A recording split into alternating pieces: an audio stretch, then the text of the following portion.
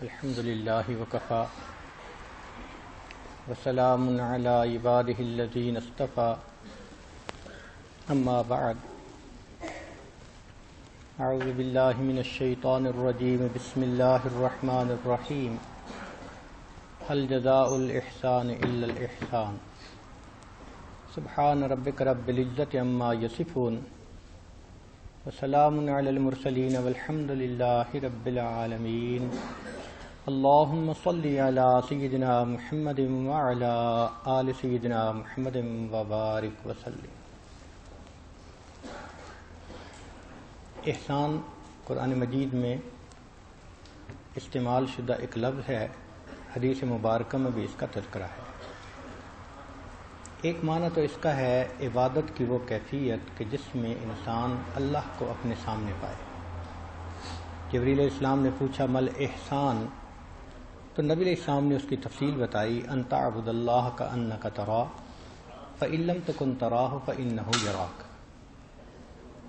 اور احسان کا دوسرا معنی کفوی رحمۃ اللہ علیہ فرماتے ہیں الاحسان ہوا فعل الانسان ما ینفع غیرہ، انسان کا وہ عمل جس سے کہ دوسرے کو فائدہ ملے، دوسرے کی بھلائی ہو، اچھائی ہو، اس کو بھی احسان کہتے ہیں۔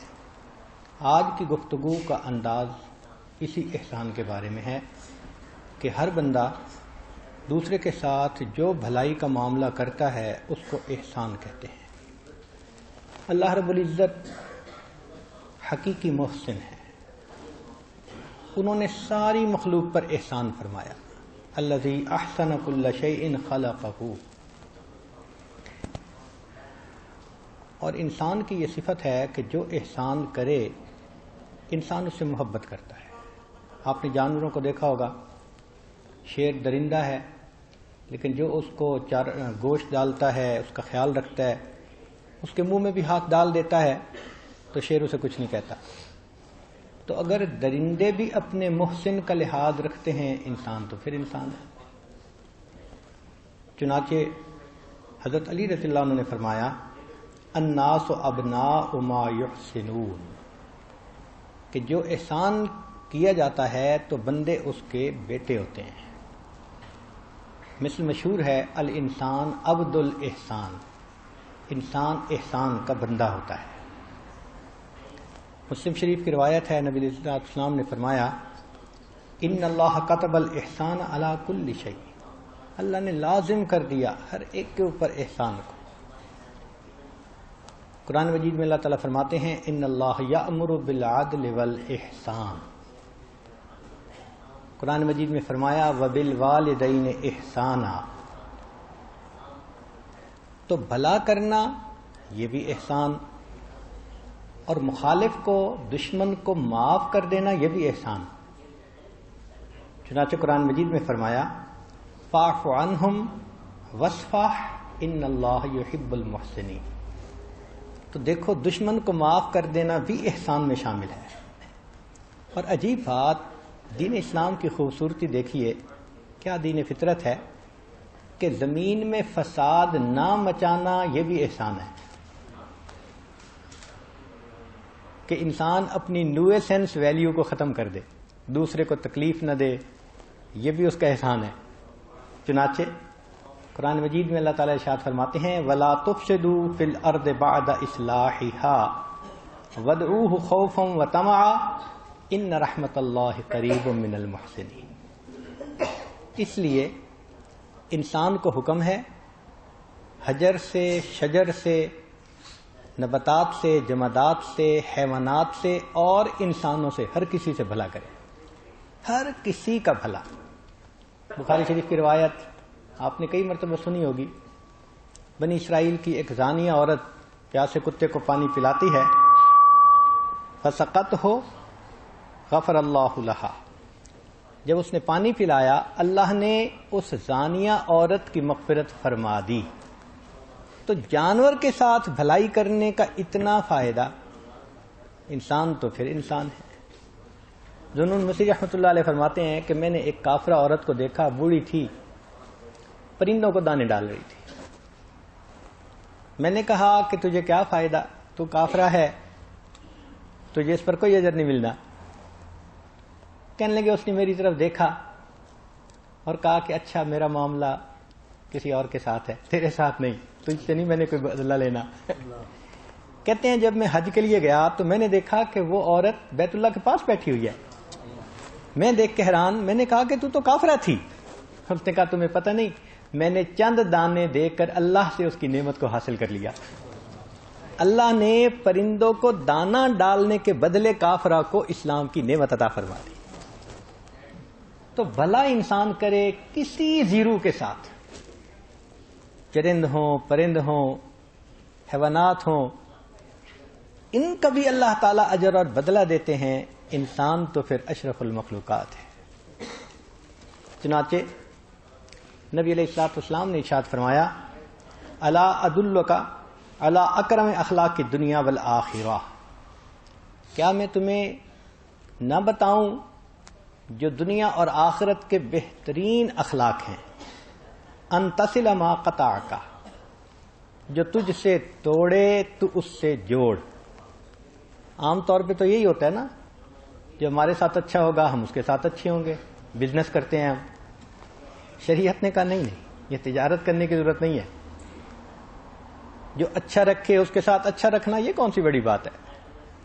فرمایا کہ نہیں، جو توڑے تم اس کے ساتھ جوڑو، جفا کے بدلے وفا، یہ ہے احسان۔ پھر فرمایا وتعطی من حرمک، جو تجھے محروم کرے تو اس کو عطا کرے، وذاک هو الاحسان، نبی علیہ السلام نے فرمایا یہ احسان ہے۔ تو دیکھیں بائی نیم بتایا کہ جو تمہیں محروم کرے تم عطا کرو، جو جفا کرے تم وفا کرو، اس کا نام احسان ہے۔ ایک اور حدیث مبارکہ میں نبی علیہ السلام نے ارشاد فرمایا، یا ابا ہریرہ، اے ابو ہریرہ، کن ورعن تکن اعبد الناس، متقی بن جاؤ، گناہوں سے بچ جاؤ، تم سب سے زیادہ عبادت گزار بندے بن جاؤ گے۔ وکن قانعن تکن اشکر الناس، قناعت پسند بن جاؤ، تم سب سے زیادہ اللہ کا شکر ادا کرنے والے بن جاؤ گے۔ وَأَحِبَّ لِلنَّاسِ مَا تُحِبُّ لِنَفْسِكَ تَكُن مُؤْمِنًا، اور جو اپنے لیے پسند کرتے ہو دوسروں کے لیے وہی پسند کرو، تم مومن بن جاؤ گے۔ وَأَحْسِنْ جِوَارَ مَنْ جَارَكَ تَكُن مُسْلِمًا، اور اگر پڑوسی کے پڑوس کو اچھی طرح نبھاؤ تو تم اچھے مسلمان بن جاؤ گے۔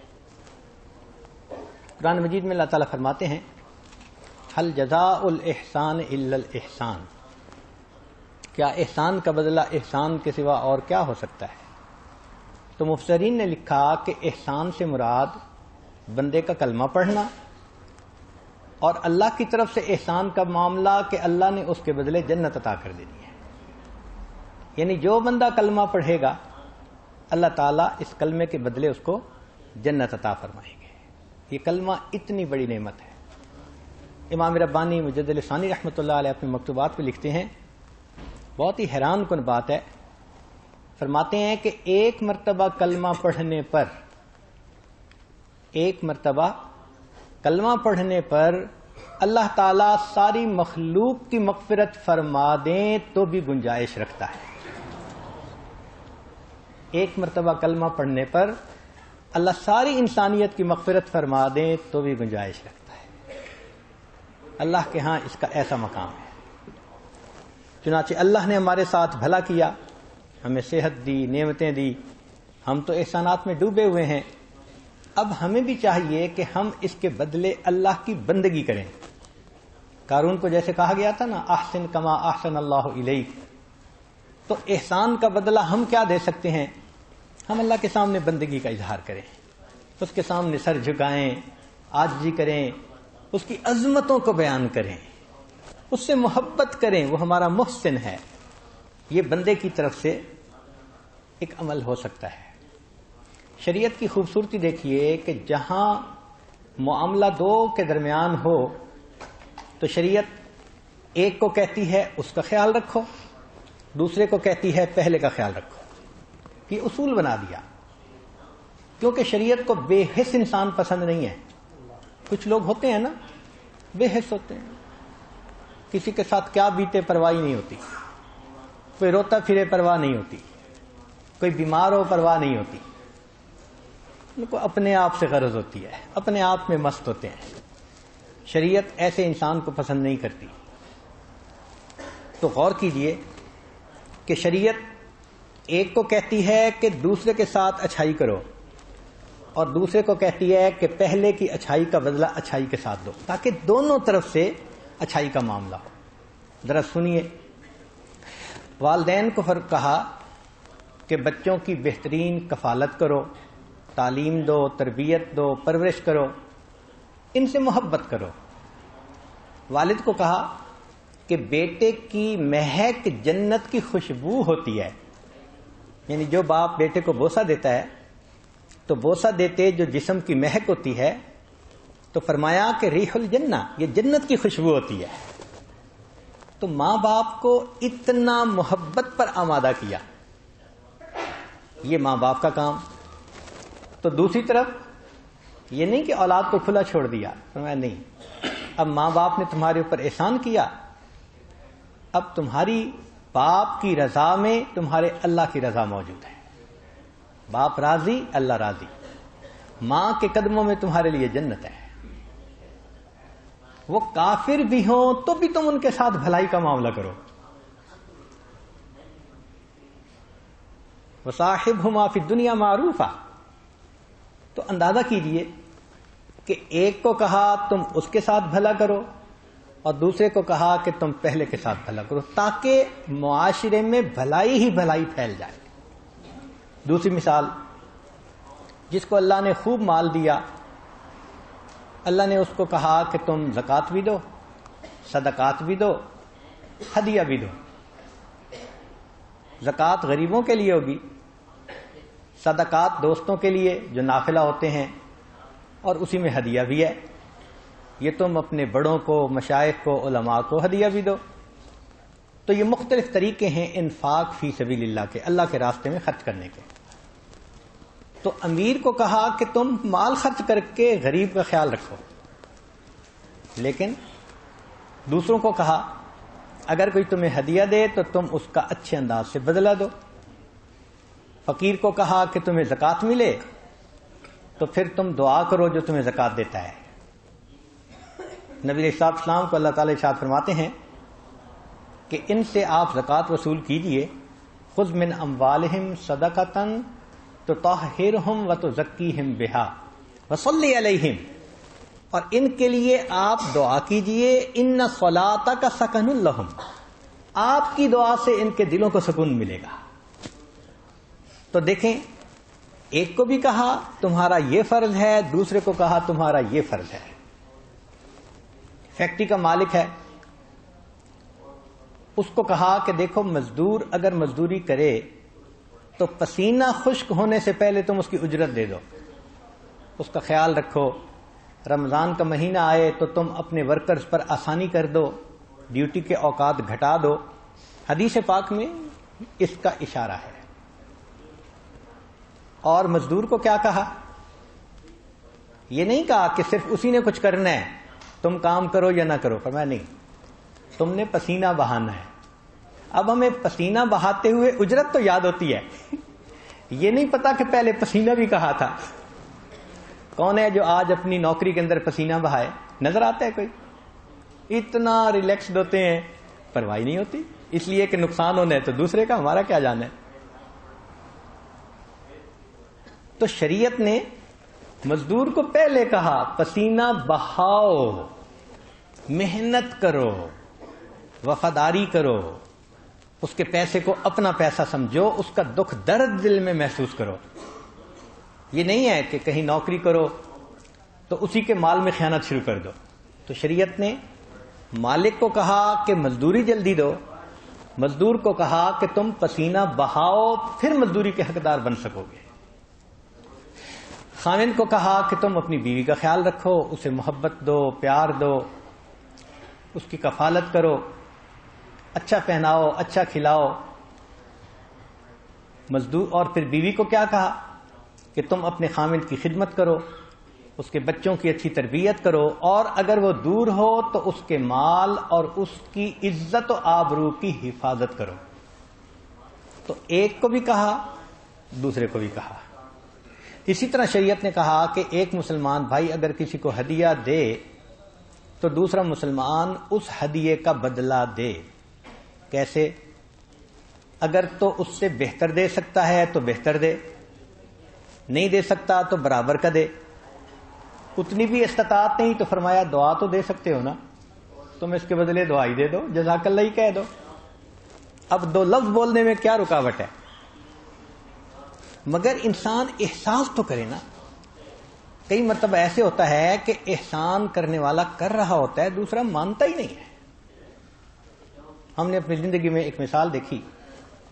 ایک بھائی تھا بڑا، اس کے 4 بھائی تھے، 2 بہنیں تھیں، اچھی جاب تھی، لکھ پڑھ گیا تھا.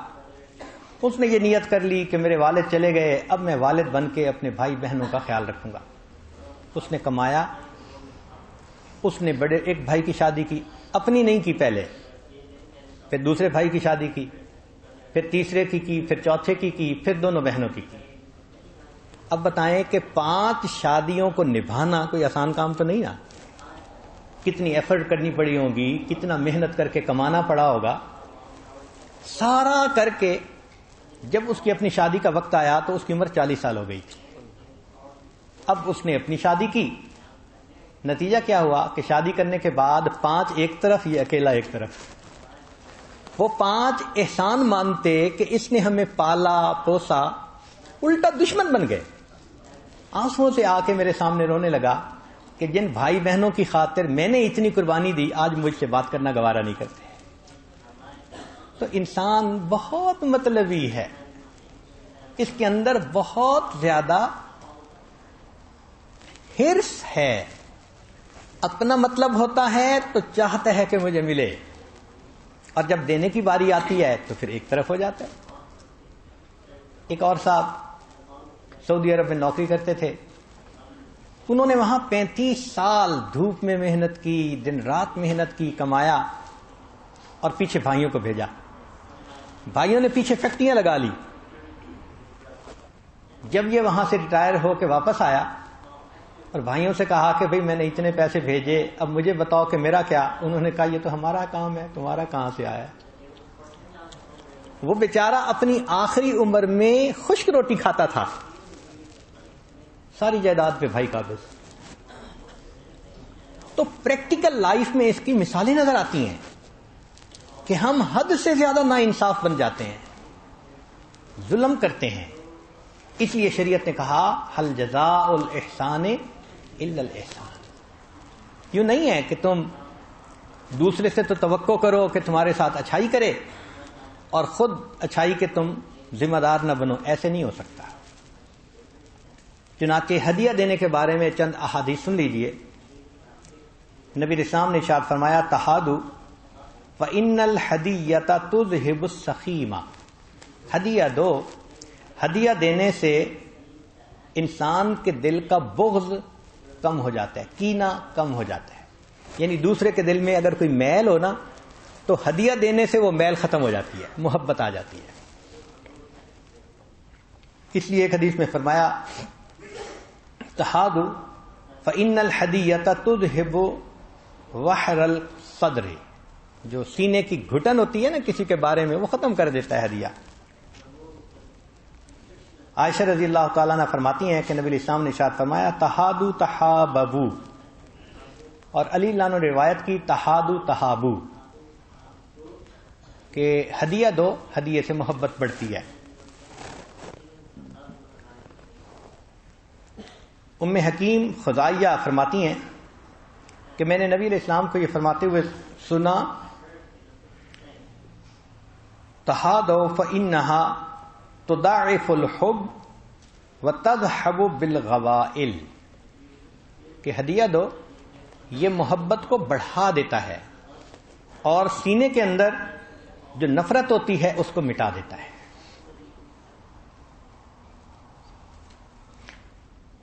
انس رضی اللہ عنہ روایت کرتے ہیں کہ نبی علیہ السلام نے ارشاد فرمایا تحادوا فإن الحدیۃ قلت او کثرت، ہدیہ تھوڑا ہو یا زیادہ ہو اس کا معاملہ نہیں ہے، تذهب السخیمہ وتورث المودہ، یہ کینے کو ختم کر دیتا ہے اور محبت کو پیدا کر دیتا ہے۔ تو ہدیے میں ضروری نہیں ہوتا کہ بہت کوئی قیمتی چیز ہو، چھوٹی بھی ہو مگر وہ ایک ٹوکن آف لو ہوتا ہے، اور ٹوکن آف لو دوسرے کے بندے میں محبت کا اثر پیدا کر دیتا ہے۔ عطا خراسانی نبی علیہ السلام کا قول نقل کرتے ہیں کہ آپس میں مصافحہ کیا کرو، اس سے کینہ دور ہوتا ہے، اور باہم ہدیہ دے کر محبت پیدا کرو، اس سے بغض دور ہوتا ہے۔ اب ایک بھائی کو تو شریعت نے کہا کہ ہدیہ دو، دوسرے بھائی کو کیا کہا وہ بھی سنیے کہ نبی علیہ السلام نے فرمایا ان الحدیۃ رزق من اللہ، رزق ہدیہ اللہ کی طرف رزق ہوتا ہے، فمن اہدی لہ شیء،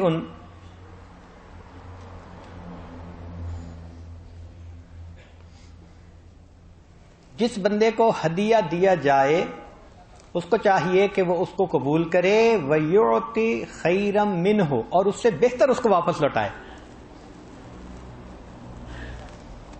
فقہا نے لکھا ہے کہ سب سے حلال پاکیزہ رزق کون سا ہوتا ہے؟ مال غنیمت، جو اللہ تعالیٰ اللہ کے راستے میں نکلنے والے کو عطا کرتے ہیں، وہ سب سے زیادہ حلال ہوتا ہے۔ پھر اس کے بعد جو ہدیہ ملتا ہے وہ سب سے زیادہ پاکیزہ رزق ہوتا ہے۔ اس کے بعد جو بندہ خود کماتا ہے اس کا تیسرا نمبر آتا ہے۔ تو اس لیے یہ ہدیہ اللہ کی طرف سے رزق ہوتا ہے، اللہ نے پہنچانا ہوتا ہے، کسی کے دل میں ڈال دیتا ہے۔ بھئی دکانوں پہ گاہک کون بھیجتا ہے؟ اللہ بھیجتا ہے نا۔ تو اسی طرح علماء طلباء ان کے پاس ہدیہ کون بھیجتا ہے؟ اللہ بھیجتا ہے۔ کوئی کسی کو کان کے پکڑتے نہیں آتا، اللہ دل میں ڈالتا ہے، آنے والے آتے بھی ہیں، محبت کا بھی اظہار کرتے ہیں، ہدیہ بھی پیش کرتے ہیں۔ تو یہ اللہ کی طرف سے رزق ہوتا ہے۔ چنانچہ رسول اللہ صلی اللہ علیہ وسلم کے بارے میں حدیث مبارکہ ہے کہ یقبل الحدیۃ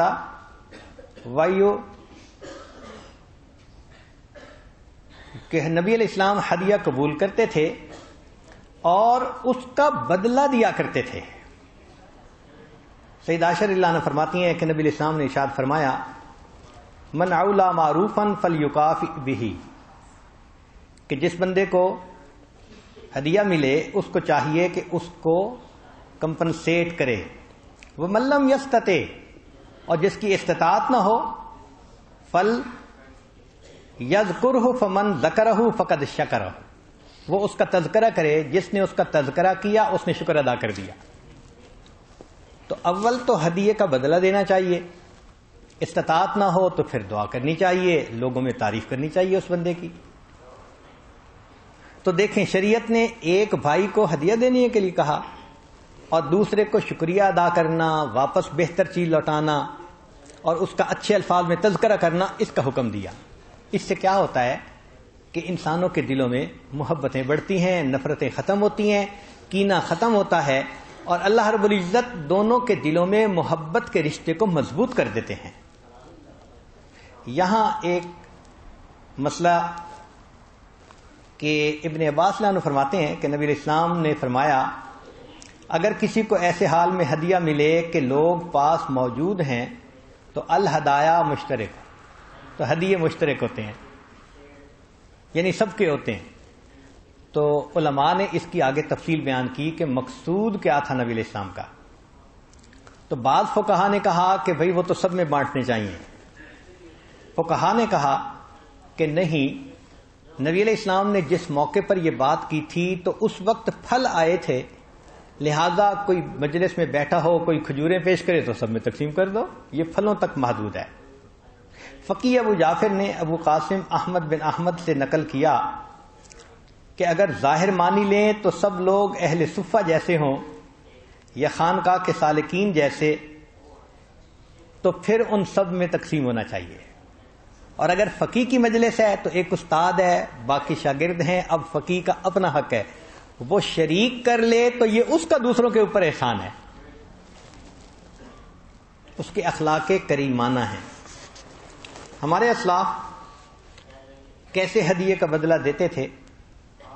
کان شریح اذا اہدیت لہ ہدیۃ لم یرد الطبق الا وعلیہ شیء، کہ شریح جو تھے ان کو اگر کوئی پلیٹ میں کوئی چیز بھیجتا تھا تو وہ پلیٹ کو خالی نہیں بھیجتے تھے، پلیٹ کو صاف کر کے اس میں کوئی اور اچھی بہتر چیز ڈال کے اپنی طرف سے واپس لوٹایا کرتے تھے. یہ ہے احسان کا بدلہ. ابو علی البیرونی کہتے ہیں کہ اہدیت الی ابراہیم بن ادم ہدیۃً، ابراہیم بن ادم کو ہدیہ دیا گیا، فلم یکن عندہ شیء یکافیہ، ان کے پاس کوئی چیز نہیں تھی کہ وہ اس کے بدلے دے سکتے. فنازع فروۃً فجعلہ فی الطبق، ان کے پاس ایک لباس تھا کھال کا بنا ہوا، انہوں نے وہ دے کے اس کو واپس بھیج دیا. چنانچہ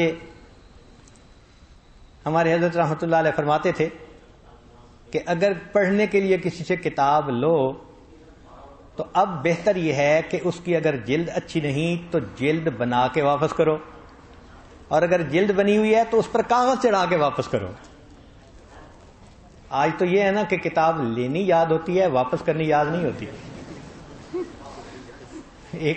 ایک عالم تھے، وہ فرمایا کرتے تھے کہ بے وقوف انسان وہ جو کسی کو کتاب پڑھنے کے لیے دے دے. بے وقوف انسان وہ جو پڑھنے کے لیے کتاب کسی کو دے دے، اور اس سے بڑا وہ جو پڑھنے کے لیے لے اور پھر واپس کر دے.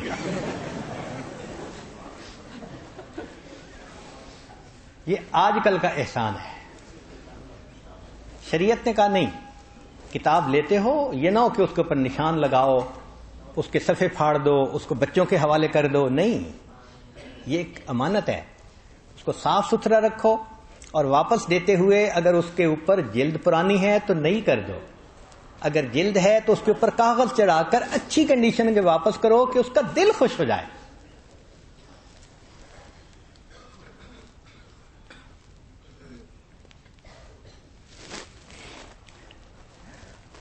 چنانچہ سعید بن عاص رحمت اللہ علیہ ایک دن مسجد میں جا رہے تھے، ایک بندہ ان کے پیچھے پیچھے چل پڑا. جب وہ گھر کے قریب پہنچے تو اس سے پوچھا بھی کیا مسئلہ؟ اس نے کہا جی میں نے آپ کو اکیلا جاتے دیکھا، میں نے سوچا کہ شاید آپ کو راستے میں کوئی ضرورت پڑ جائے، ساتھ کوئی خادم ہے نہیں تو میں ساتھ چل پڑا. انہوں نے اپنے نوکر کو بلایا اور کہا کہ تمہارے پاس اس وقت کتنے پیسے ہیں؟ اس نے کہا 30,000، 30,000.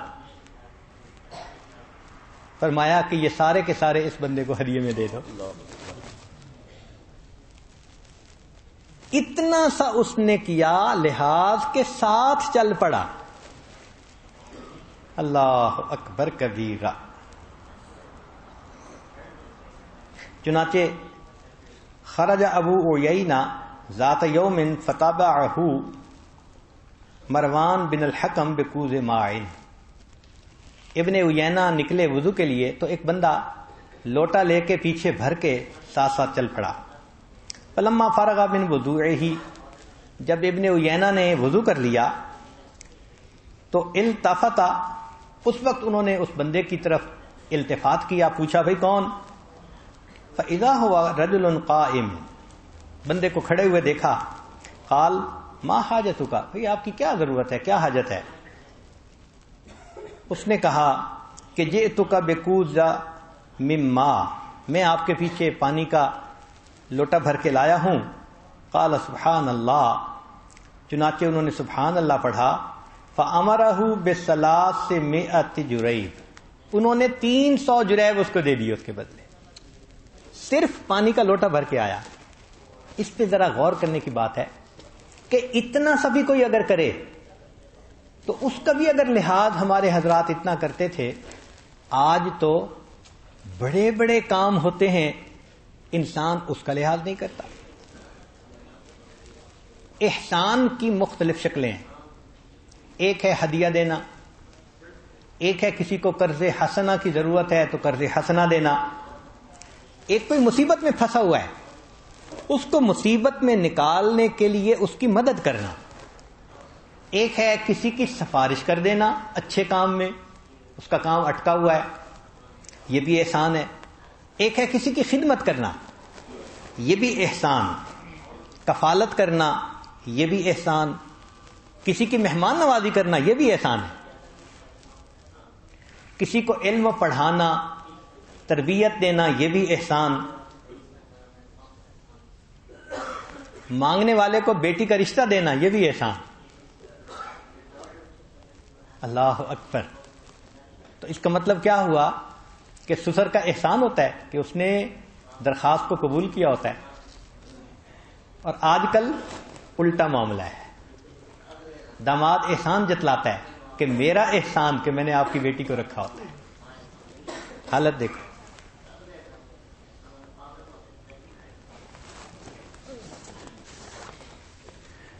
نبی علیہ الصلوۃ والسلام نے ارشاد فرمایا کہ اللہ کا سب سے شکر گزار بندہ وہ ہے،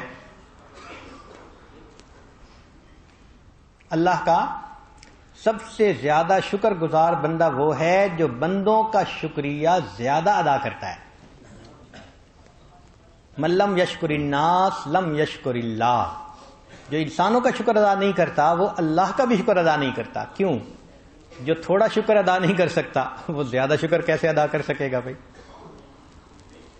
تو اس لیے ہمیں بھی چاہیے کہ ہم اس پر عمل کریں. آج کل جزاک اللہ کہنے کی عادت بہت کم ہے، اور عجیب بات ہے ماں بھی نہیں سکھاتی. بیرون ملک میں ایک مرتبہ کوئی 25-30 بچے تھے، پڑھنے کے لیے آئے تھے. ان میں 5-10 مسلمان تھے، باقی نہیں تھے. اسکول تھا تو میرے پاس کچھ سویٹس تھیں تو میں نے ان کو بلایا کہ بھئی میں آپ سب کو ایک ایک دیتا ہوں. اللہ کی شان، مجھے اتنی شرمندگی ہوئی کہ جتنے غیر مسلم بچے تھے سب کو میں نے سویٹس دی، سب نے thank you thank you thank you thank you کہا. اور جب 10 مسلمان بچوں کو دی ایک بھی ان میں سے ایسا نہیں تھا جو جزاک اللہ کہتا. حیران رہا، یا اللہ. اس کا مطلب یہ کہ کافر مسلمانوں کے اس امر پر اتنا عمل کرتے ہیں، اور مسلمان ماؤں کی یہ حال کہ اپنے بچے کو تھینک یو بھی نہیں سکھاتی، جزاک اللہ بھی نہیں سکھاتی. لینے دینے میں آپ دیکھیں کتنی چیزیں ہوتی ہیں. ایک پانی کا گلاس بھر کے لاتا ہے، چپ کر کے لے لیتے ہیں، جزاک اللہ کہنا یاد نہیں ہوتا. اس کا مطلب یہ کہ ہماری گھٹی میں ہی نہیں پڑی یہ چیز کہ احسان کا ہم بدلہ دیں. اسی طرح پلیز کا لفظ کہنا ایک مصیبت. کسی مسلمان کی زبان سے تھوڑا ہی سنیں گے اس لفظ کو، آتا ہی نہیں. تو ہمارے اندر تربیت کی کمی کی وجہ سے یہ اچھی عادات نہیں، ان اچھی عادات کو کافروں نے اپنا لیا ہے، ہمیں اپنانے کی ضرورت ہے. تو جزاک اللہ کہنا، بارک اللہ کہنا، کوئی جزاک اللہ کہے تو وَإِيَّاكَ کا آگے کہنا، کوئی نعمت ملے اس پر الحمدللہ کہنا، اس کو عادت بنانا چاہیے. ہمارے اوپر جن کے احسانات ہیں ان کی بھی تفصیل سن لیں. سب سے پہلے تو اللہ کا احسان ہے. اس نے ہمیں انسان بنایا، مسلمان بنایا، نبی علیہ السلام کی امت میں سے بنایا، اور ان گنت نعمتوں سے نوازا. ہم اللہ کے احسانات میں ڈوبے ہوئے ہیں. ہم مقروض ہیں اپنے رب کے کہ ہم اس کا شکریہ ادا کریں. تو اللہ کا جو یہ احسان ہے اس کا بدلہ کیا؟ بدلہ یہ کہ ہم اللہ کی توحید کے قائل ہوں. اپنا دل اللہ کے حوالے کریں. دل میں کسی غیر کے ساتھ جو غیر شرعی محبت کا تعلق ہے، نفسانی شیطانی، وہ نہ قائم ہونے دیں. جس نے اپنے دل کو اللہ کے لیے خالص کر لیا اس نے گویا اس احسان کا بدلہ چکانے کی کوشش کر لی. ہم چکا تو نہیں سکتے مگر چکانے والوں میں نام لکھوا لیا. تو دل اللہ کے حوالے کر دینا، ایک اللہ کو محبوب حقیقی بنا لینا، ان صلاتی و نسکی و محیای و مماتی للہ رب العالمین، ایسی زندگی کو اپنا لینا، یہ اس احسان کا بدلہ ہے۔ دوسرا احسان ہمارے اوپر اللہ کے پیارے حبیب حضرت محمد مصطفیٰ احمد مجتبی صلی اللہ علیہ وسلم کا ہے۔ انہوں نے امت کے لیے دعائیں کی، اللہ کی نعمت پہنچائی اور زندگی گزارنے کی رہنمائی دے کر ہم پر احسان کیا، ورنہ تو جانوروں جیسی زندگی گزار رہے ہوتے۔ ہمیں تو ماں اور بیٹی میں فرق بتانے والا کوئی نہ ہوتا۔ ہمیں آج اگر کسی نے حیا سکھایا، رشتہ داریوں کی قربتیں سکھائیں، محبتیں سکھائیں، تو نبی علیہ السلام نے سکھائی ہیں۔ باہر کی دنیا میں دیکھو، میاں بیوی ہوتے ہیں، ایک دکان سے پلیٹ میں کھانا آتا ہے، آدھے کے پیسے بیوی دیتی ہے، آدھے کے پیسے خاوند دیتا ہے۔ ایئرپورٹ پہ یہ آج بیٹھا ہوا تھا تو ایک انگریز جوڑا آیا اور آ کے وہ بیٹھے تو بیوی کہنے لگی، ہنی کین آئی بارو اے سگریٹ فرام یو؟ تو مجھے حیرت ہوئی۔ پھر میں نے سوچا کہ شاید یہ الگ الگ ہوں گے اور اکٹھے سفر کر رہے ہوں گے۔ تو خاوند نے مجھے ہیلو ہائی کیا، اب مجھے بھی بات کرنے کا موقع مل گیا۔ تو میں نے اس سے پوچھا کہ آپ لوگ یہ جو آخری سال کے آخر پہ چھٹیاں ہوتی ہیں یہ گزارنے جا رہے ہیں؟ اس نے کہا ہاں۔ تو بات کرتے ہوئے اس نے بتایا کہ ہم میاں بیوی ہیں اور ہماری شادی کو 22 سال گزر چکے ہیں۔ 22 سال شادی ہونے کے بعد بیوی اپنے خاوند سے سگریٹ ادھار مانگتی ہے۔ اور یہاں جو آپس میں محبتیں ہوتی ہیں، کہیں خاوند اپنا سب کچھ بیوی پہ لٹاتا ہے، کہیں بیوی اپنے خاوند کو ہدیہ دیتی ہے، محبتیں دیتی ہے۔ ایک مرتبہ ہمیں نیو یارک سے کیلیفورنیا جانا تھا، ہم 2 دوست تھے، دوسرے ایک عالم تھے۔ تو ہم ایئرپورٹ پر پہنچے ٹکٹ خریدنے کے لیے۔ ہم نے کہا جی ہمیں آپ 2 ٹکٹ بنا کے دیں۔ تو وہاں ایک انگریز لڑکی بیٹھی ہوئی تھی، اس نے ٹکٹ بنا کے تو پھر کہا کہ جی اس کے اتنے پیسے ہیں۔ تو جیسے ہی سنا کہ اتنے پیسے ہیں، میں نے فوراً جیب میں ہاتھ ڈالا کہ میں دیتا ہوں، اور انہوں نے جیب میں ہاتھ ڈالا کہ میں دیتا ہوں۔ اب وہ میرا ہاتھ پکڑ رہے ہیں کہ مجھے دینے دیں، میں ان کا ہاتھ پکڑ رہا ہوں، ہمیں پتہ نہیں تھا اس کا۔ جب لڑکی کی طرف پیسے بڑھائے تو اس نے پین رکھ دیا اور پیچھے ہٹ کے بیٹھ گئی۔ کہنے لگی کہ یہ وجہ ہے کہ میں تم لوگوں سے محبت کرتی ہوں۔ تو میں حیران ہوا، میں نے پوچھا کیا مطلب؟ کہنے لگی کہ میرے پاس ہزاروں لوگ ٹکٹیں خریدنے آتے ہیں، خاوند الگ پیمنٹ کرتا ہے، بیوی الگ پیمنٹ کرتی ہے۔ جہاں 2 مسلمان آتے ہیں میں یہ نظارہ دیکھتی ہوں کہ ایک بھی دینا چاہتا ہے، دوسرا بھی دینا چاہتا ہے، ایک دوسرے کو روک رہے ہوتے ہیں۔ یہ محبتیں جو مجھے آپ میں نظر آتی ہیں، اس وجہ سے میں مسلمانوں سے محبت کرتی ہوں۔ شریعت ایسی خوبصورت ہے، اللہ اکبر کبیرہ۔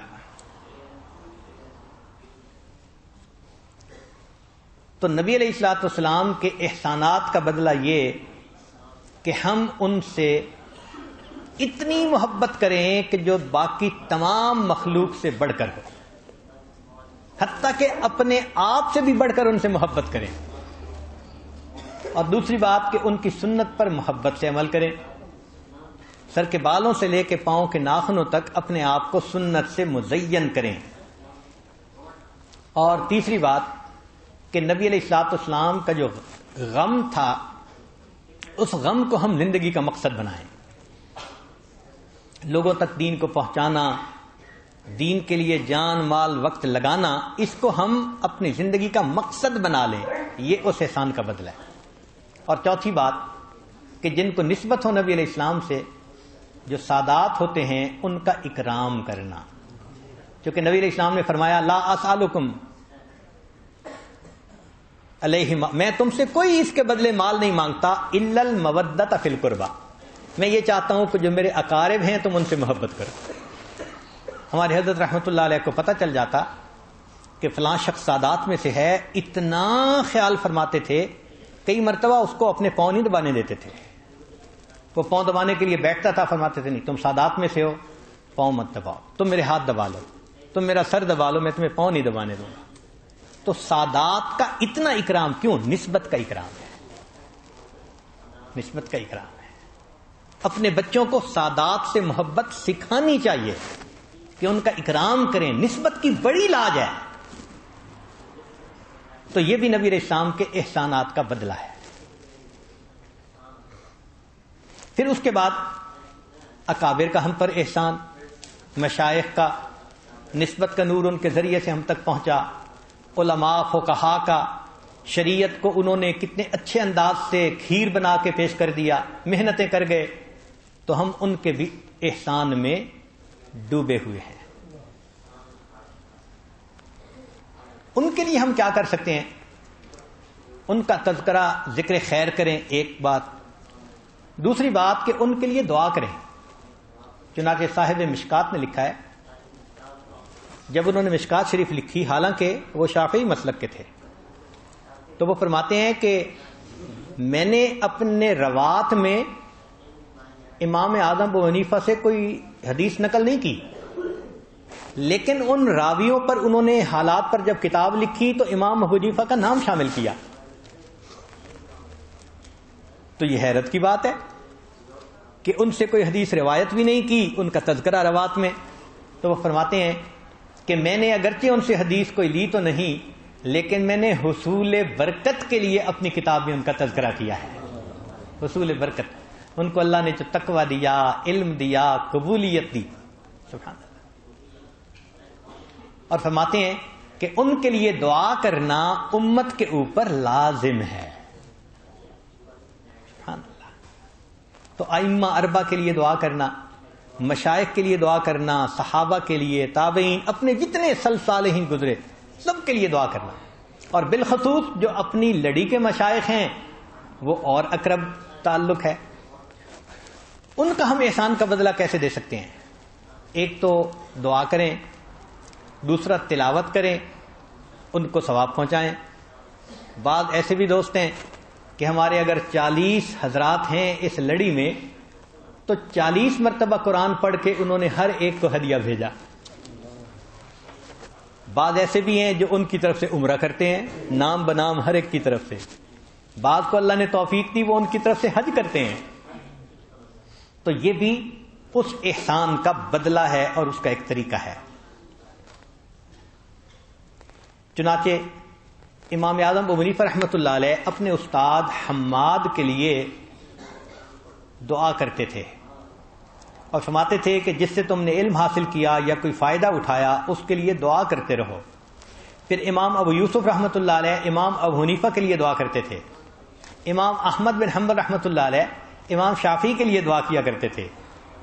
اور امام شافعی رحمۃ اللہ کا کتنا خوبصورت قول ہے, سبحان اللہ, سونے کی سیاہی سے لکھنے کے قابل ہے. فرماتے ہیں امام شافعی رحمۃ اللہ علیہ کہ شریف انسان وہ ہے جو ایک لمحے کی محبت کا بھی لحاظ رکھے. شریف انسان وہ ہے جو ایک لمحے کی محبت کا بھی لحاظ رکھے. اگر ایک لمحے کی محبت کا بھی لحاظ رکھنا ضروری ہے تو پھر ماں باپ, اولاد, بہن بھائی, میاں بیوی, اس میں تو ہمیشہ کی محبتیں ہوتی ہیں. کتنا لحاظ کرنا چاہیے, سوچنے کی بات ہے.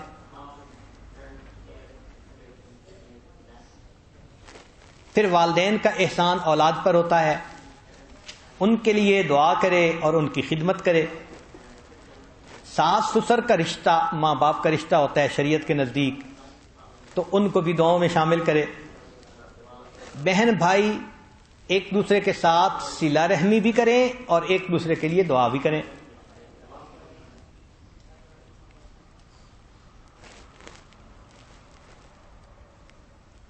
غربا, مساکین, ان کی ضرورت کے لیے خرچ کرنا, انہیں کھانا کھلانا, پڑوسی کے ساتھ اچھا سلوک کرنا, یہ سب احسان کرنا اور احسان کا بدلہ دینا اس میں شامل ہے. عام طور پر ہم اس میں کوتاہی کرتے ہیں. ابتدا میں جب ہم پڑھتے تھے نا ویل للمطففین, ناپ تول میں کمی پیشی کرنے والوں کے لیے بربادی, تو ایسے ایک ذہن میں تصور تھا کہ یہ تو دکاندار کرتا ہے، جو ترازو پہ تولتا ہے وہ کم تولتا ہے تو یہ متفف ہے، ناپ تول میں کمی بیشی کرنے والا ہے۔ پھر جب حضرت مرشد عالم رحمۃ اللہ علیہ کا واز سنا تو حضرت نے فرمایا کہ دکاندار متفف نہیں ہوتا، ہر وہ بندہ جو لینے کو تو پسند کرے اور دینے کو دل نہ کرے وہ متفف ہوتا ہے۔ چنانچہ میاں بیوی میں خاوند چاہتا ہے بیوی کسی سے تعلق نہ رکھے، پاک دامنی کی زندگی گزارے، خود اگر وہ عورتوں کے پیچھے بھاگتا ہے وہ متفف ہوتا ہے اللہ کی نظر میں۔ بیوی چاہتی ہے خاوند خرچ کرے، میرا خیال رکھے، اور اگر خود بگڑ گئی تو وہ متففہ ہے۔ بڑے بھائی سے فائدہ لینا چاہتے ہیں، اس کو ریٹرن نہیں کرتے، ہم متفف ہیں۔ اب بتائیں کہ صرف دکانداروں کی بات نہیں ہے، آج ہم مجلس میں دیکھیں تو شاید ہی کوئی نکلے کہ جس کا نام متففین میں شامل نہ ہوگا، شاید ہی کوئی نکلے۔ ہم حقوق میں کمی کوتاہی کرتے ہیں، کبھی استاد کا حق ادا نہ کیا، کبھی والدین کا نہ کیا، کبھی بیوی کا نہ کیا، کبھی بچوں کا نہ کیا، کبھی بھائی کا نہ کیا۔ یہ تو روزمرہ کے گناہ ہیں جو ہم کرتے رہتے ہیں اور اس کو گناہ بھی نہیں سمجھتے۔ اللہ تعالیٰ فرماتے ہیں وَيْلٌ لِّلْمُطَفِّفِينَ الَّذِينَ إِذَا اكْتَالُوا عَلَى النَّاسِ يَسْتَوْفُونَ وَإِذَا كَالُوهُمْ أَوْ وَّزَنُوهُمْ يُخْسِرُونَ۔ لینا ہوتا ہے تو پورا لینا چاہتے ہیں، حقوق دینے کا وقت آتا ہے تو کمی کرتے ہیں۔ تو اس میں صرف دکان کی تکڑی شامل نہیں ہے، حقوق کی ترازو شامل ہے۔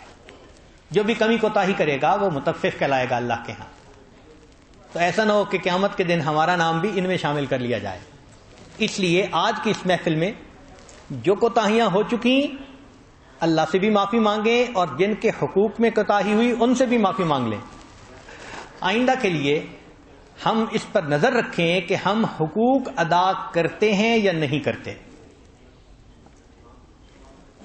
احسان کا بدلہ پہلے وقتوں میں کافر بھی دیتے تھے۔ چنانچہ صلح حدیبیہ میں سہیل آئے کافروں کی طرف سے نمائندہ بن کے قریش مکہ کی طرف سے نیگوشیٹ کرنے کے لیے۔ نبی علیہ الصلوۃ والسلام سے بات چیت ہوئی تو اب تحریر لکھنی تھی، تو جب تحریر لکھنی تھی تو نبی علیہ السلام نے لکھا من محمد الرسول اللہ۔ جب لکھوایا تو وہ اکڑ گیا، کہنے لگا میں آپ کو رسول اللہ مانتا تو مسئلہ ہی کیا تھا، میں تو نہیں مانتا، اس کو کاٹیں اور محمد بن عبداللہ لکھیں۔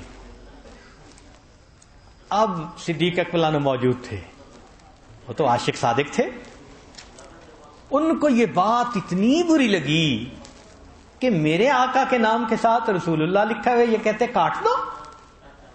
تو غصے میں آ کے انہوں نے کہا سہیل جا تو حبل کی شرمگاہ کو چاٹ، اتنی سخت بات کر دی۔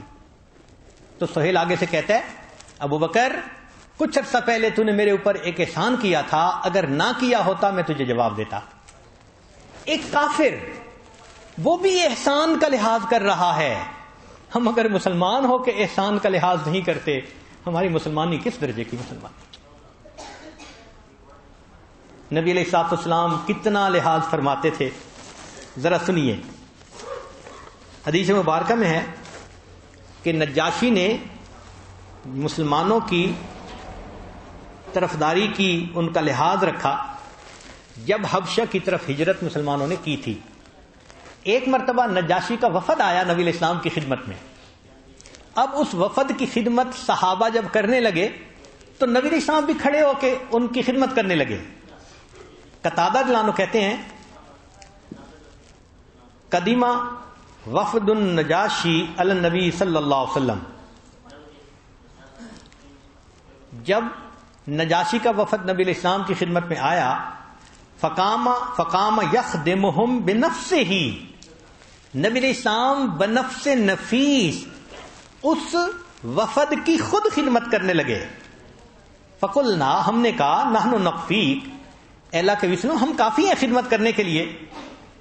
یا رسول اللہ، اے اللہ کے وسلم، قال، نبی السلام نے فرمایا انہم کانوا لاصحابنا مکرمین، کہ جب ہجرت کر کے ہمارے ساتھی گئے تھے ان لوگوں نے ان کا اکرام کیا تھا، اب ان لوگوں کی خدمت میں خود بھی شامل ہوں گا۔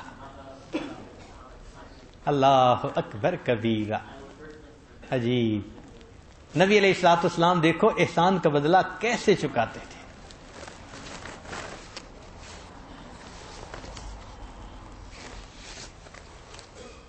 جنگ بدر میں مشرکین کے 70 بندے تقریباً گرفتار ہوئے۔ اب قریش مکہ کو فکر تھی کہ ہم ان کی جان کیسے بچائیں،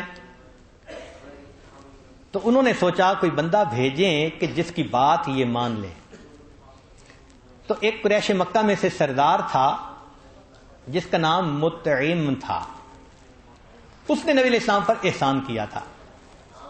احسان کیا کہ جب طائف سے نبی علیہ السلام واپس مکہ مکرمہ آئے تھے تو کفار مکہ نے کہا تھا کہ آپ مکہ میں داخل نہیں ہو سکتے، تو نبی علیہ السلام مکہ مکرمہ سے باہر ٹھہر گئے تھے۔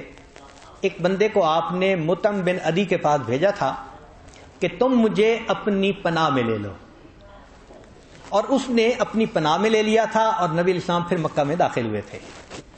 تو یہ احسان تھا ایک کافر کا نبی علیہ السلام پر۔ تو قریش مکہ نے کہا یہ احسان کو بڑا مانتے ہیں۔ اس وقت وہ مطعم بن عدی خود تو فوت ہو گیا تھا، اس کا بیٹا تھا، شاید جبیر بن مطعم اس کا نام تھا، اس کو بھیجا کہ آپ جائیے۔ وہ آیا اور نبی علیہ السلام کی خدمت میں آ کے اس نے کہا کہ جی میرے والد کا آپ پر ایک احسان ہے، آج میں آپ کے پاس ریکویسٹ لے کے آیا ہوں کہ ان کو قتل نہ کریں، ان کو چھوڑ دیں۔ نبی علیہ الصلوۃ والسلام نے جواب میں فرمایا لو کان مطعم حیا، آج اگر مطعم زندہ ہوتا، ثم کلمنی فی ہؤلاء النتنا، اور ان مرداروں کے بارے میں وہ مجھ سے آ کر بات کرتا، لترکتہم لہ، میں ان سب کو اس کی خاطر چھوڑ دیتا۔ یہ اللہ کے حبیب صلی اللہ علیہ وسلم احسان کا بدلہ دیتے ہیں۔ نبی علیہ الصلوۃ والسلام پر سیدہ خدیجہ الکبریٰ رضی اللہ عنہا نے احسان کیا۔ شادی کے بعد جو مال تھا نبی علیہ السلام کی خدمت میں ہدیہ پیش کر دیا۔ ایک دن پہلے مکہ کے سب سے غریب تھے نوجوان، اور اگلے دن مکہ کے سب سے امیر نوجوان، اپنا غلام بھی پیش کر دیا، مال بھی پیش کر دیا۔ نبی علیہ السلام نے اس بات کو یاد رکھا، کیا محبت فرمائی۔ خدیجہ کبریٰ کی وفات ہو گئی، ان کی زندگی میں کوئی دوسری شادی نہیں کی، حالانکہ وہ عمر میں 15 سال بڑی تھی اور 2 خاندوں سے پہلے الگ ہو چکی تھی، یہ تیسری شادی تھی ان کی۔ جب وہ وفات پا گئی تو اس کے بعد نبی علیہ الصلوۃ والسلام نے پھر مدینہ طیبہ آ کر دوسری شادی کی، پھر اور ازواج مطہرات آ گئیں۔ نبی علیہ السلام گھر تشریف لائے تو آپ کے کان میں کسی عورت کی آواز آئی، تو آپ نے پوچھا عائشہ یہ خدیجہ جیسی آواز کس کی ہے؟ تو عائشہ صدیقہ رضی اللہ عنہا نے عرض کیا کہ یہ خدیجہ کی بہن ہے، مجھے ملنے کے لیے آئی ہے۔ تو بہنوں کی آواز چونکہ ملتی جلتی ہوتی ہے، تو نبی علیہ السلام نے ملتی جلتی آواز سن کر خدیجہ الکبریٰ کو یاد کیا۔ تو عائشہ رضی اللہ عنہا بڑی حیران۔ پھر جب فارغ ہو گئیں تو انہوں نے آ کے کہا اے اللہ کے حبیب صلی اللہ علیہ وسلم، آپ کے پاس اتنی جوان خوبصورت بیویاں ہیں، آپ ابھی بھی اس بوڑھی عورت کو یاد کرتے ہیں؟ آپ کے پاس اتنی جوان اور خوبصورت بیویاں ہیں، ان کو تو فوت ہوئے بھی اتنا عرصہ گزر گیا، آپ ابھی تک ان کو یاد کرتے ہیں؟ جواب میں نبی علیہ السلام کی مبارک آنکھوں میں آنسو آ گئے۔ فرمایا عائشہ جب میں اکیلا تھا خدیجہ نے اس وقت میرا ساتھ دیا تھا، جب میں فقیر تھا اس نے مجھے ہدیہ دے کے غنی کیا تھا، جب لوگوں نے مجھے جھٹلایا تھا خدیجہ تھی جس نے سب سے پہلے مجھ پر ایمان لائی تھی عورتوں میں سے۔ کیسے بھول سکتا ہوں؟ اللہ اکبر۔ چنانچہ محبوب صلی اللہ علیہ وسلم قربانی کا جانور جب ذبح کرتے تھے تو فرماتے تھے کہ خدیجہ کی طرف سے اتنا حصہ نکال دیا جائے، یاد رکھتے تھے۔ نبی علیہ السلام بیوی کے احسان کو اس طرح یاد رکھ رہے ہیں۔ آج کے دور میں کیا صورتحال ہے کہنے کی ضرورت نہیں، خود اپنے دل میں جھانکنے کی ضرورت ہے۔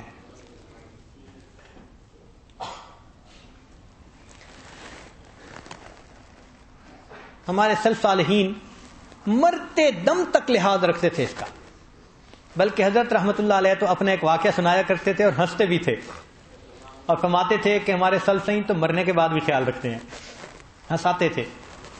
پھر اپنا واقعہ سنایا حضرت مرشد عالم رحمت اللہ علیہ نے، فرمانے لگے کہ جب ابتدا میں مجھے حضرت صدیقی رحمۃ اللہ علیہ نے اجازت خلافت دی تو جوانی کی عمر تھی، میں سارا دن ذکر میں مشغول رہتا تھا۔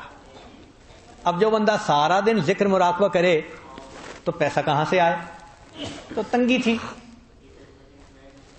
اللہ تعالیٰ رزق بھیج دیتے تھے ہدیے کی شکل میں، اسی سے کام چلتا تھا۔ اب مہمان بہت ہوتے تھے سیکھنے والے، خرچ کرنے کے لیے کچھ ہوتا نہیں تھا تو ہاتھ ذرا تنگ ہی ہوتا تھا۔ فرماتے ہیں کہ ایسے میں ایک آدمی میرے حضرت سے بیعت تھا، میرے ساتھ بھی اچھا تعلق تھا، اس کا بیٹا بیعت ہوا اور وہ نوجوان میرے زیادہ قریب ہو گیا۔ ایک دن وہ نوجوان آیا اور اس نے ایک اچھی بڑی رقم مجھے ہدیہ کے طور پہ پیش کی۔ میں نے ابتدا میں تو اس کو نہ کی، وہ رونے لگ گیا کہ جی میرے ہدیے کو واپس نہ کریں۔ میں نے جب اس کی آنکھوں میں آنسو دیکھے تو میں نے کہا کہ میں آپ سے کیسے ہدیہ لوں؟ اس نے کہا جی یہ میرا الگ مال ہے جو باپ نے مجھے الگ کر کے دیا ہے، میرا اختیار ہے میں جہاں خرچ کروں۔ تو جب اس نے تفصیل بتائی تو میں نے اس کا ہدیہ قبول کر لیا اور اسے مہمانوں پہ خرچ کر دیا۔ اب اللہ کی شان دیکھیں کہ کچھ عرصے کے بعد والد گرامی کو پتہ چلا کہ بیٹے نے تو مال خرچ کر دیا، تو وہ تو بیٹے سے بھی بڑا غصے ہوا اور غصے ہو کر وہ کہنے لگا کہ اچھا میں ان سے بھی بات کرتا ہوں۔ حضرت فرمانے لگے کہ وہ میرے پاس آیا اور کہنے لگا آپ نے میرے بیٹے سے مال لے لیا، یہ کیا وہ کیا، بہت ہی روکھی قسم کی باتیں کی اس نے، اور آپ پیسے واپس کریں۔ حضرت فرمانے لگے میں بڑا پریشان کہ میرے پاس تو اتنے رقم نہیں تھی کہ میں اس کو واپس کرتا، اس وقت ابھی وہ فتوحات کا دروازہ نہیں کھلا تھا۔ جو دور ہم نے حضرت کا دیکھا ہے وہ تو فتوحات کے ایسے دروازے کھلے تھے۔ اس کرسی پر بیٹھ کر عرض کر رہا ہوں کہ حضرت اگر چاہتے کہ سونے اور چاندی کی اینٹوں سے میں اللہ کا گھر مسجد بنا دوں تو وہ بنا پاتے تھے، اتنا اللہ نے فتوحات کے دروازے کھول دیے۔ لیکن یہ ابتدا کا دور تھا، مکی دور سمجھ لیں۔ اب وہ کہنے لگا جی مجھے پیسے واپس کریں، جھگڑا کرنے لگا۔ حضرت نے فرمایا بھئی ابھی میرے پاس تو نہیں ہے، تو وہ ناراض ہو کے چلا گیا۔ حضرت رحمت اللہ علیہ فرماتے ہیں کہ میں نے ارادہ کیا کہ میں خانے وال جاؤں حضرت صدیقی رحمت اللہ علیہ کے پاس۔ چنانچہ میں نے سفر کیا اور میں خانے وال پہنچ گیا۔ جب خانے وال پہنچا، حضرت صدیقی رحمت اللہ علیہ کے پاس بیٹھا تو اللہ کی شان کہ اس بندے کو بھی پتہ چل گیا تھا کہ خانے وال گئے ہیں، وہ بھی پیچھے سے آ گیا۔ اب جب پیچھے آیا تو میں نے اس کو دیکھا وضو کرتے ہوئے، تو میں سمجھ گیا آج میرے شیخ کو شکایت لگے گی، مگر میں کر بھی کچھ نہیں سکتا تھا۔ خیر وہ بندہ آیا اور اس نے آ کے حضرت خواجہ معین صدیقی رحمت اللہ علیہ کو شکایت لگائی، انہوں نے میرے بیٹے کو قریب کر لیا، اس سے پیسے لے لیے، مجھے پیسے واپس دلائیں۔ حضرت صدیقی رحمت اللہ نے اس کی بات سنی اور پھر فرمایا کہ بھئی میں مسکین پور شریف ابھی جا رہا ہوں، سفر کی تیاری ہے، تو میں سفر سے واپس آؤں گا تو میں اس بارے میں کچھ آپ کو بتاؤں گا۔ وہ کہنے لگا ٹھیک۔ پھر حضرت صدیقی رحمت اللہ نے حضرت مرشد عالم رحمت اللہ علیہ کو بلایا اور ان سے بات پوچھی تو حضرت نے صورتحال بتائی۔ حضرت صدیقی رحمت اللہ علیہ خاموش ہو گئے، رقم زیادہ تھی، بڑی تھی۔ پوچھا کہ میں مسکین پور شریف جا رہا ہوں، آپ نے اگر ساتھ آنا ہو۔ حضرت فرمان لگے کہ میں نے کہا حضرت سبحان اللہ مائی پلیئر، میں تو ابھی ساتھ حاضر ہوں۔ چنانچہ یہ پورا قافلہ وہاں پہنچا۔ جب وہاں پہنچا تو حضرت خواجہ عبد المالک صدیقی رحمت اللہ علیہ مزار شریف پر مراقبے کے لیے گئے۔ اب ذرا ایک بات پہلے سن لیجئے کہ اس سے کچھ عرصہ پہلے حضرت مرشد عالم رحمت اللہ علیہ کو اللہ نے بہت مال عطا فرمایا۔ حضرت مرشد عالم رحمت اللہ نے سوچا کہ کیوں نہ میں اس مال کا بہترین مصرف دیکھوں، اچھا خرچ کروں۔ تو حضرت مرشد عالم رحمت اللہ علیہ مسکین پور شریف حضرت خواجہ فضل علی کوچی رحمت اللہ کی خدمت میں حاضر ہوئے اور ان کو وہ پورا مال دے کر عرض کیا کہ حضرت میری طرف سے آپ یہ ہدیہ قبول کر لیجئے، حج فرما لیجئے، حج کا خرچہ۔ تو حضرت خواجہ فضل قریشی رحمۃ اللہ علیہ نے جواب میں کہا میں کالا کتا. یہ حضرت قریشی کا جواب ہے آگے سے. فرمایا میں کالا کتا اس پاک دیس کو جا کر کیسے ناپاک کروں گا. میں کالا کتا اس پاک دیس کو جا کر کیسے ناپاک کروں گا. پھر فرمایا کہ میرے کچھ عذر ایسے ہیں کہ میں ابھی نہیں جا سکتا, یہ آپ لے لیجئے میری طرف سے, آپ حج کر لیجئے. تو حضرت نے وہ لوٹا دیا, مگر پیش تو کیا گیا تھا نا ہدیہ. اب یہ واقعہ بہت پہلے گزر چکا تھا. جب حضرت خواجہ بن صدیقی رحمۃ اللہ علیہ وہاں پہنچے تو حضرت کے مزار پہ حاضر ہوئے, مراقبہ کیا, اور مراقبہ کر کے آئے. کہنے لگے غلام حبیب جی, جب میں مراقبہ کر رہا تھا تو کش میں حضرت خواجہ فضل قریشی رحمۃ اللہ علیہ سے میری ملاقات ہوئی, اور خواجہ فضل قریشی رحمۃ اللہ علیہ نے فرمایا غلام حبیب کا میرے اوپر ایک احسان ہے, آج یہ مقروض ہے, یہ قرضہ میرا ہے, میں تمہارے سر ڈالتا ہوں, اس کو تم ادا کرو. تو حضرت صدیق رحمۃ اللہ نے فرمایا کہ آپ اپنے قرضے کو بھول جائیں, تمہارا قرضہ میں ادا کروں گا. تو حضرت سنا کے کہتے تھے کہ ہمارے مشائخ دنیا میں ہی احسان کا بدلہ نہیں دیتے, جانے کے بعد بھی بدلہ دے دیا کرتے ہیں. اللہ اکبر کبیرہ, اللہ اکبر کبیرہ. احسان کا بدلہ دینا یہ خلق ان میں انتہا درجے کا ہوتا ہے. بدلہ چکاتے ہیں, رکھتے نہیں ہیں, چاہے دعاؤں کے ذریعے سے چکائیں یا چاہے ان کے اچھے تذکرے کر کے چکائیں. ہاں, ایک ایسا موقع ہے کہ جب احسان کرنے والے نے بھی ایسا احسان کیا کہ بہترین چکانے والا بھی وہ بدلہ نہ چکا سکا. ایک مثال ملتی ہے, اور وہ کون سی؟ سیدنا صدیق اکبر رضی اللہ تعالی. نبی علیہ السلام نے فرمایا میں نے سب کے احسانات کے بدلے چکا دیے, ابو بکر تیرے احسان کا بدلہ اللہ دے گا. سبحان اللہ.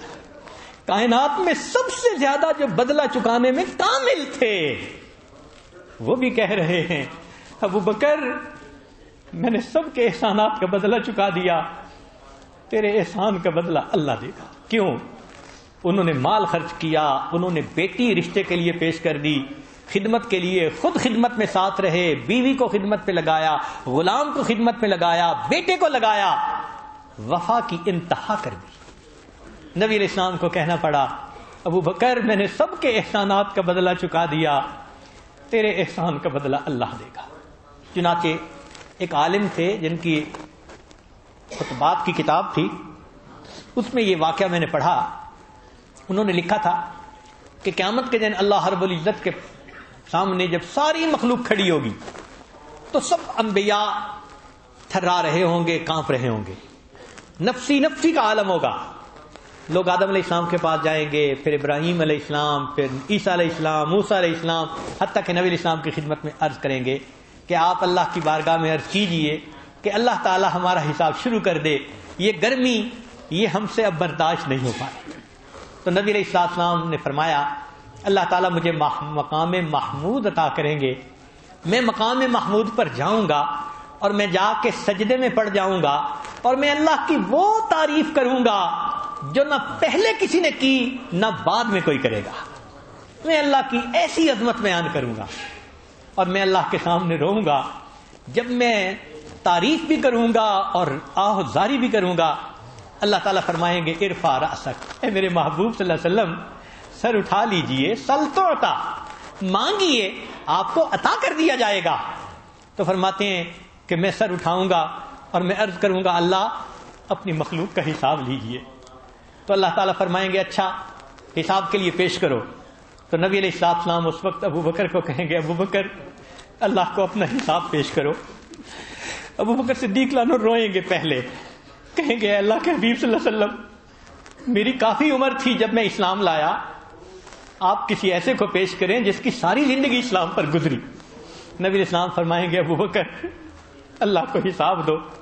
جب محبوب صلی اللہ علیہ وسلم پھر فرمائیں گے تو ابو بکر صدیق لانو قدم آگے بڑھائیں گے, اور وہ بھی اللہ رب العزت کے حبیب کی طرح سجدے میں سر ڈال دیں گے اور رونا شروع کر دیں گے. جب وہ روئیں گے اللہ فرمائیں گے اے میرے محبوب کے یار غار سر اٹھاؤ, تم نے تو میرے محبوب پہ وہ احسانات کیے کہ میرے محبوب نے کہا میں نے سب کے احسانات کا بدلہ دے دیا, ابو بکر تیرے احسان کا بدلہ اللہ دے گا, جاؤ آج میں تمہیں بنا حساب جنت میں داخل کرتا ہوں. تو علماء نے لکھا ہے کہ اس بات پر اللہ کو اتنی خوشی ہوگی کہ اللہ کا سارا جلال اس کے جمال میں تبدیل ہو جائے گا اور باقی مخلوق کا حساب اللہ جمال کے ساتھ عطا. اللہ اکبر کبیر, اللہ اکبر. اللہ رب العزت ہمیں بھی احسان کا بدلہ چکانے والوں میں شامل فرمائے اور یہ خلق اللہ ہمارے اندر پیدا فرمائے. وآخر دعوانا ان الحمد للہ رب العالمین. کچھ دیر کے لیے مراقبہ کر لیجیے.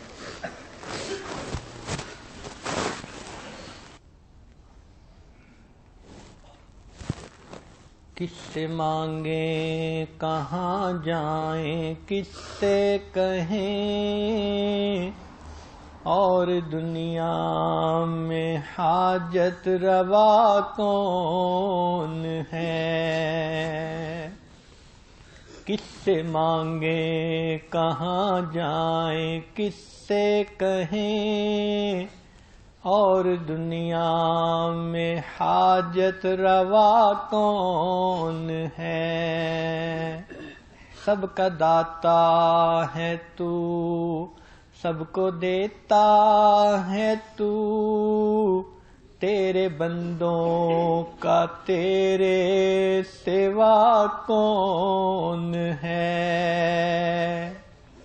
کون مقبول ہے کون مردود ہے, کون مقبول ہے کون مردود ہے, بے خبر کیا خبر تجھ کو کیا کون ہے. جب تو لیں گے عمل سب کے میزان پر, جب تو لیں گے عمل سب کے میزان پر, تب کھلے گا کہ کھوٹا کھرا کون ہے. کس سے مانگیں کہاں جائیں کس سے کہیں, اور دنیا میں حاجت روا کون ہے. سب کو دیتا ہے تو, سب کا داتا ہے تو, تیرے بندوں کا تیرے سوا کون ہے. کون سنتا ہے فریاد مظلوم کی, کس کے ہاتھوں میں کنجی ہے مقسوم کی. کون سنتا ہے فریاد مظلوم کی, کس کے ہاتھوں میں کنجی ہے مقسوم کی. رزق پر جس کے پلتے ہیں شاہ و گدا, تجھ احد کے سوا دوسرا کون ہے. انبیاء تیرے محتاج اے رب کل, تیرے بندے ہیں سب انبیاء اور رسل. انبیاء تیرے محتاج اے رب کل, تیرے بندے ہیں سب انبیاء اور رسل. ان کی عزت کا باعث ہے نسبت تیری, ان کی عزت کا باعث ہے نسبت تیری, ان کی پہچان تیرے سوا کون ہے. انبیاء اولیاء اہل بیت نبی, تابعین و صحابہ پہ جب آ بنی, گر کے سجدے میں سب نے یہی عرض کی، گر کے سجدے میں سب نے یہی عرض کی، تو نہیں ہے تو مشکل کشا کون ہے؟ میرا مالک میری سن رہا ہے فغاں، میرا مالک میری سن رہا ہے فغاں، جانتا ہے وہ خاموشیوں کی زبان۔ اب میری راہ میں کوئی حائل نہ ہو، اب میری راہ میں کوئی حائل نہ ہو، نام بھر کیا بلا ہے صبا کون ہے؟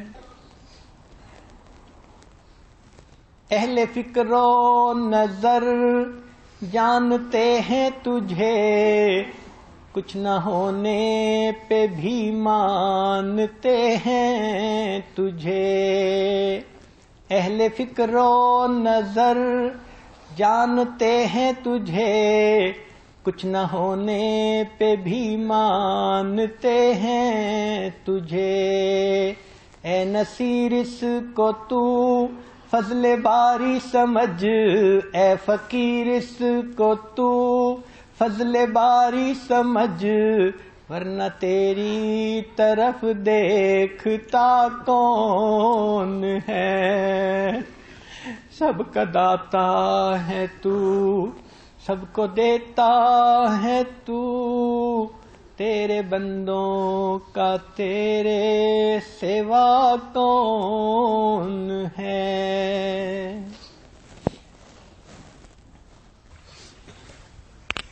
سبحان ربی العلی الوہاب، اللہم صلی علی سیدنا محمد وعلی آل سیدنا محمد وبارک وسلم۔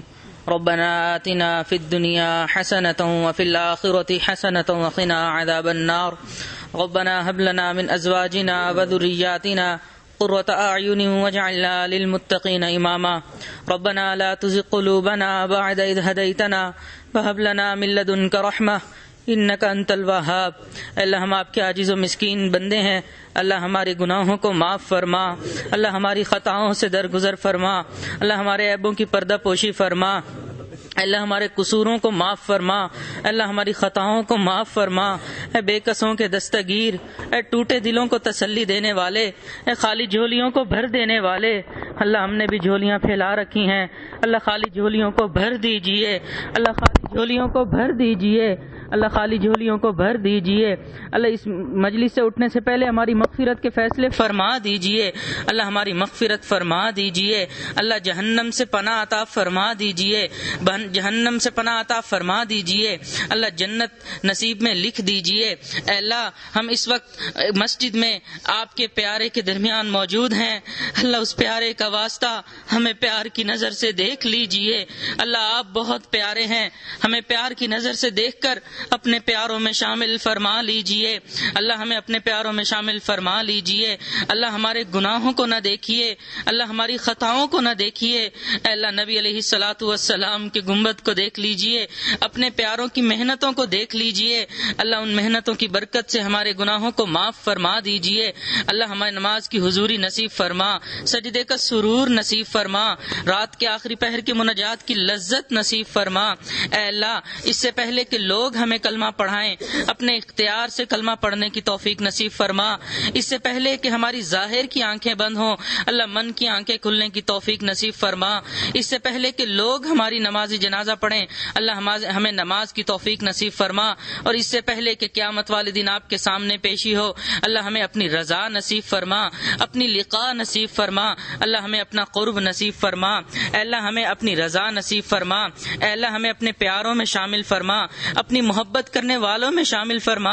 اللہ محبت کا وہ قطرہ جو آپ نے بایزید بسطامی کے قلب میں ڈالا، محبت کا وہ قطرہ جو آپ نے بایزید بسطامی جنید بغدادی کے سینے میں ڈالا، اللہ ہمیں بھی اس محبت کا ایک قطرہ عطا فرما دیجئے، ہمارے سینے میں بھی اپنی محبت پیدا فرما دیجئے۔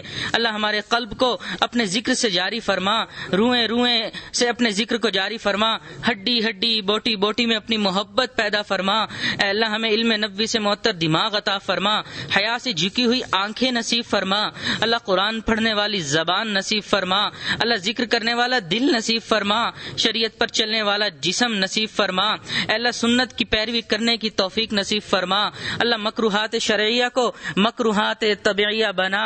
اے اللہ یہاں پر ہم سنتوں کو توڑتے ہوں گے، اللہ صاحب گنبد کو کتنا دکھ ہوتا ہوگا، اللہ ہمیں دکھ دینے سے محفوظ فرما، اللہ راحت پہنچانے والا بنا، اللہ ہمیں اٹھنے سے پہلے ہماری گناہوں کو معاف فرما، اللہ نبی علیہ الصلوۃ والسلام کی زیارت نصیب فرما، اللہ ان کا دیدار نصیب فرما، اللہ قیامت والے دن ان کی شفاعت نصیب فرما، ان کے ہاتھوں حوض کوثر کا جام نصیب فرما، اے اللہ ان کے ساتھ جنت میں داخلہ نصیب فرما، اللہ جنت الفردوس میں ان کے ساتھ جمع ہونا نصیب فرما، اے اللہ قیامت والے دن مشائخ کے سامنے سرخرو فرما، ان کے سامنے شرمندگی سے محفوظ فرما، اے اللہ ہم دنیا میں چند کلو کا بوجھ نہیں اٹھا سکتے، قیامت والے دن اپنے گناہوں کا ٹنوں کے برابر بوجھ کیسے اٹھائیں گے، اللہ ان گناہوں کو معاف فرما دیجئے۔ اللہ ہم آپ کی طرف آنا چاہتے ہیں، شیطان اور نفس آنے نہیں دیتے، اللہ ہمیں اپنی طرف کھینچ لیجئے، ہمیں اپنی طرف بلا لیجئے، اللہ ہمیں اپنا بنا لیجئے، اللہ اٹھنے سے پہلے ہمارے گناہوں کو معاف فرما۔